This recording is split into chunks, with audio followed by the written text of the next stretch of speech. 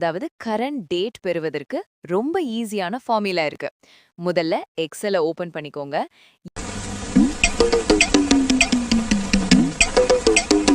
எந்த செல்ல டேட் வேணுமோ அந்த செல்ல செலக்ட் பண்ணுங்க.